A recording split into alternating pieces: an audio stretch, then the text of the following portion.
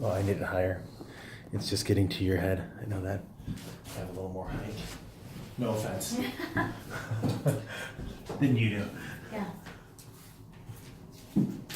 People are full of wonderful information. So Good. this is what I want to talk about first was Friday outlines. So just get some topics out there. So Marathon Endurance said that they'll host May 4th. Okay. And then I just reached out to, and so I thought there, the topic should be about retail sports. And it's more, it's one of their big things is, hey, we record you, see how you're running, and pair up the right shoe. And so it's not necessarily about the shoe then anymore. It's about how we can help deliver on getting you in a good running shape. So right. Or trek. We're gonna, at the beginning of the season, you bring your bike. We're gonna get it sized for you, like make sure it's comfortable. Yep. Make sure you have, your aerodynamics are good. Yep. We're just gonna set you up for success from gate. Yep. Exactly. Mm-hmm. So then being able to show that in posts is powerful than just rebranding yourself, because you're not just a shoe place. You're not just selling shoes, although that's what you do. You're not just a sock place because, I mean, heck, you can buy a $15 pair of socks, but it's a lifetime sock, and so it's a little bit different of a retail store than just like a Dick's Sporting Goods or something. So because it's high touch. And the next week, I just sent a ping out to the biz dev marketing guy at Marathon Ginseng. And so they have a ribbon cutting at 12. And I thought, what we should do is just have our live session right there, like at 12:30. And so I pinged him. He's on family vacation right now, but then when he gets back in town, he said, let's meet up. He's already did some snooping, knew that I spoke to Tagalog. He look at my LinkedIn profile. Okay. So he is down. Cool. With the Asian. Good. Asians unite. Yay! Asians uniting. Okay. So I'm gonna grab so we have a spreadsheet that we've created. Yeah. Right? So I thought we could go through and just, okay, this is what we have kind of planned, and that way we can start, we'll just know, okay, here's what's coming up. And then I shoot out an email. Right now it happens to be on like Thursday of what's coming up. And so if I go to Friday session, so tomorrow I'm just gonna have it here just because it makes it easier. Yeah. Or if you want to have it at your place, well, I already sent it out, so it's at my place. Right. But if you want to have it just at your place by default, let's just do it. I think it's just. Yeah, I think we should do. We'll do one in May. So we have, Marathon Endurance. Yep, and then in West. Yeah. Right. So they. Did she give us a date, or? She didn't give us a date. She was asking. Okay. What does that look like?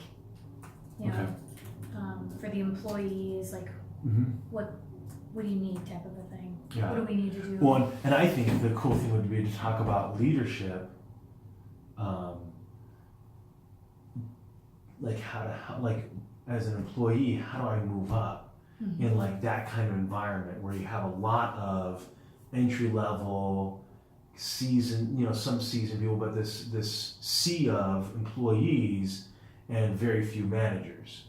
So how do I start getting myself from doing the task of an everyday call center role to that next step? And I think that can be powerful and a nice takeaway for them. Yeah. So then that can help kind of move it away from being so dominant on the social media side to more like, okay, hey, Keri and Sherman, leadership, bam. So I was just thinking that, so this is like my far-fetched idea, is that we could do like leadership consulting. Because I saw Shank's doing that. They have like this Shank leadership, whatever course or whatever you want to call it. But I think about like organizations like a WASP Supply. One of their duties of someone that they're hiring on the HR side does leadership. And I'm like, if you can't find someone, don't wait for that person to arrive. You should start putting it, like, So here's what I find for a lot of organizations is, hey, you're really good, Keri. We're going to move you to manager. Are you guys going to give me any skills and tools? No, just, you're really good at your role, so now we're going to have you manage people.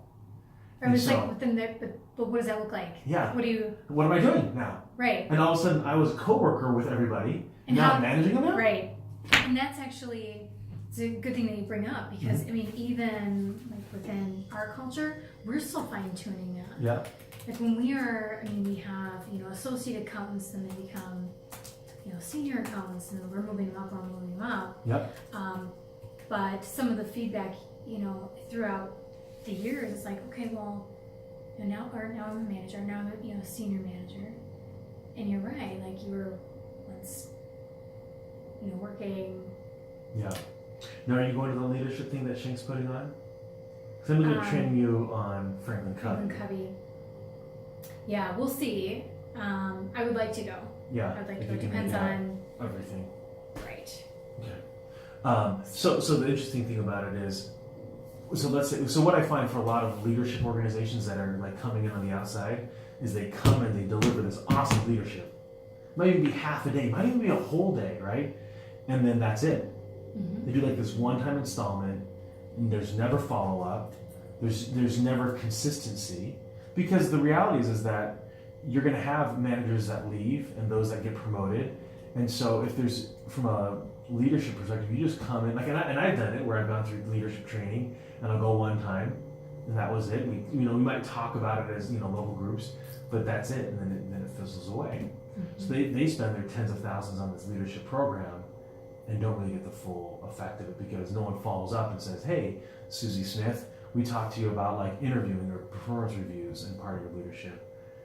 Let's see what that looks like. Mm-hmm. Let's role play out. Right. And in like a follow-up session 6 months down the road, how are your performance reviews? What do they sound like? Right, and like in best practices in management. Mm-hmm. And so that's where I think, like, if you and I could showcase that on a Friday, then it's a heck of a lot easier to say to somebody, hey, we do some leadership consulting for businesses. Mm-hmm. Wants to supply, hey, we'd like to come in 2 to 4 times a year and deliver a leadership for all your supervisors and managers. So, because it's good. Yeah. So that's okay. So leadership. Mm-hmm. So this is retail health. I flip-flopped it. And then so if it's at like ginseng, I thought it'd be cool to talk about just agriculture. So if I'm in ag, how do I leverage social media? What are some strategies? Just because I did meet someone, Song Ginseng last night. I met them that run it over here. And so I think there's a huge opportunity. There's a ton of potato farmers, cranberry farmers, dairy farmers in our area that I think we could have a really cool conversation of how to leverage farming. Mm-hmm. Because for a lot of people in the Midwest, this is normal. But for everybody outside of that, if I'm in New York City, I have no idea what it's like for a farming community. Mm-hmm. So, yeah. Right, our state has a lot of great ag. Yeah. So ag. And then let's just put Shank out there. It doesn't have to be on this 25th. Obviously, we can flip-flop it around, just to kind of make it probably the best. Easy. But are there any topics that you're like, so I just like to just kind of hammer out maybe a few more topics, and then we can just close it down, and then we can move to that client conversation.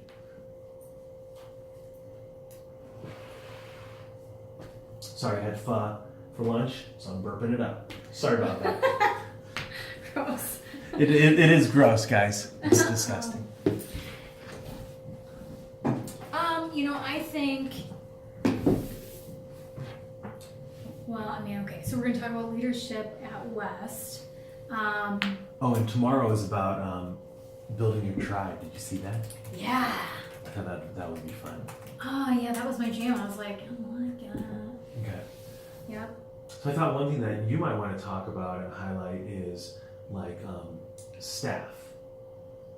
Like either this is my thought. Either dealing with like a staff where you're not a leader over them, but you're given kind of responsibility to work and kind of be like a point person on a team, and so to get them to kind of rally around one cause in a sense is kind of the idea. Kind of like what you're experiencing right now in regards to just biz dev, getting a lot of your coworkers to be like, let's just think about, hey, you were talking with you had a review with your recent client. Did you think to ask them this or that? I don't know if that would tickle your fancy. Okay, well, when you were talking, I thought about understanding like all the personality types of people we work with, so like doing the assessments, like the DISC assessment. Yeah. Like how that is an important tool, how that can help you work collaboratively and understanding the dynamics of each person on your team. I think that would be a good one for Shank. We also do the assessments. Okay. So do you want to jump in specifically on DISC, or you just want to just call like understanding people? That's what I called it. Okay. Or do you want to call it like DISC assessment or knowing personalities? Obviously, you and I know what this is, so it's just. I don't know yet, for sure. But like outside that, and I'll just put DISC assessment. How's that? Yeah. And that'll kind of just trigger. Oh, CISC assessment. Okay. And like what type of tools like DISC are available out there?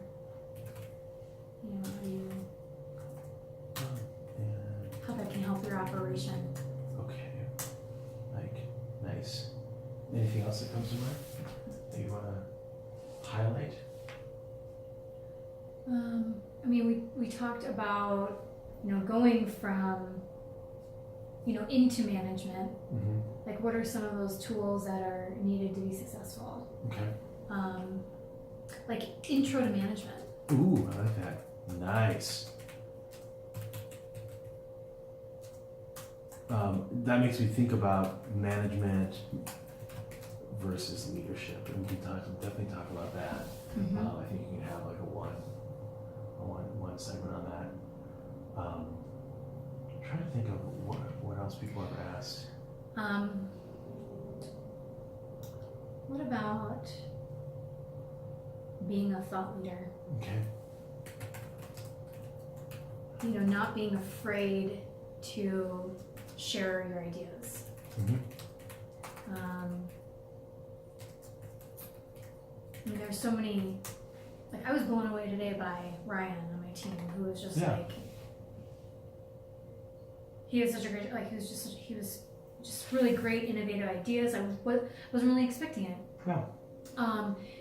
But he just had like a list of all these like great, awesome, and I was like, you, my friend, are a great thought leader. I was like, this is good stuff. Right. Like, I'm so glad you came prepared and like had these really awesome ideas, because I'm jumping on it.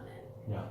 But if you're afraid to share that, doesn't go anywhere. It's not going to do anything. Yeah. And you'll be one of those people that says, I thought about that.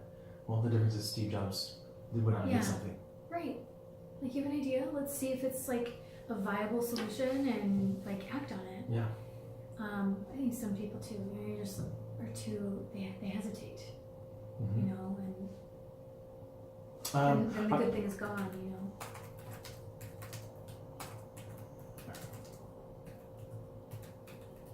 I think kind of hits on this idea that we don't want to show like our weaknesses or our failings, or even we're not as strong as we want to be. Mm-hmm. And that's okay. The moment that you really like embrace who you are, then you start acting much differently.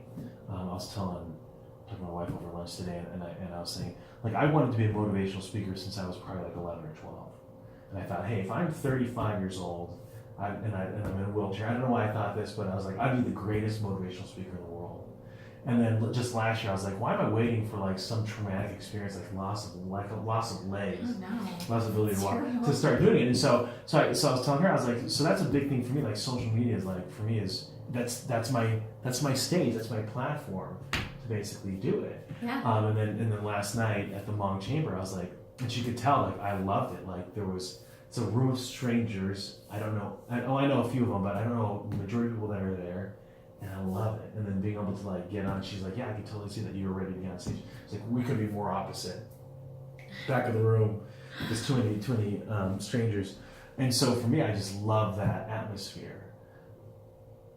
The but to that is I had to embrace that I'm not a bazillionaire. You know, I'm not Tony Robbins. I haven't been doing it for a bazillion years. You know, I think he's been doing it since he was like 20 something. Yeah, you don't have any. But that doesn't, and I don't have a, Yeah, I haven't lost my legs. I haven't, I don't have this, traumatic experience where I had to overcome. I have everyday experiences, just like everybody else does, right? I was divorced. I was a single dad.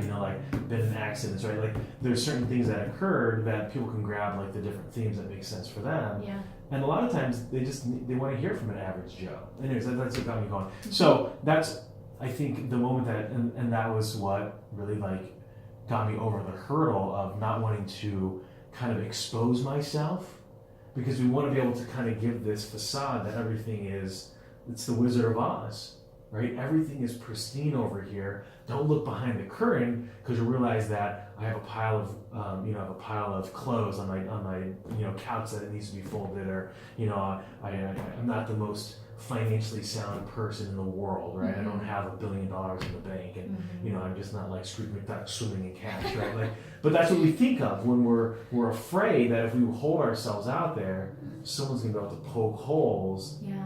And the reality is all of us are basically Swiss cheese. We all have these. Well, and that's where like being unapologetically yourself, like letting the fear go. Ooh, I like that. I mean, I don't know. And you were talking about personal experience. Like, I could be in a very different situation right now. Yeah.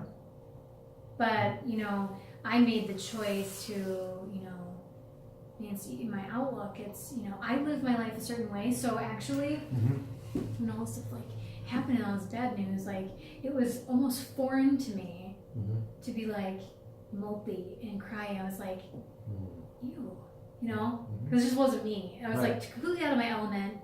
And so, I ran into at the event last night at the Dude Be Nice thing. Yeah. They're like, Keri, oh my gosh, like, how are you? I was like, I am great. Yeah. Like, I'm great. I really am. I feel like a million bucks. I'm great.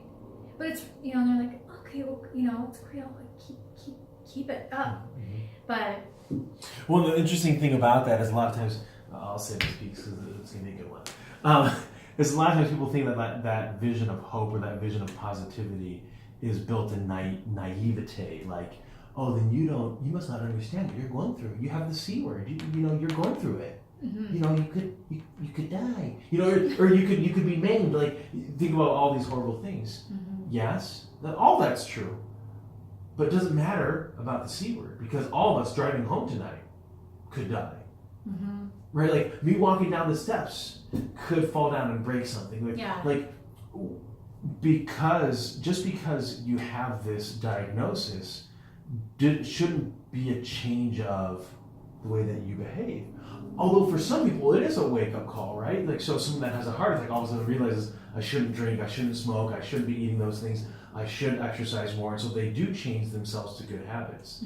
The difference is that your mind is already strong, and so you're already into this situation. You're like, so instead of you having to re-question your place in life or what you want to do, you already go to yourself, you know what? I already know my place, and this is just something I'm going to have to go through. Because I love my life. Right.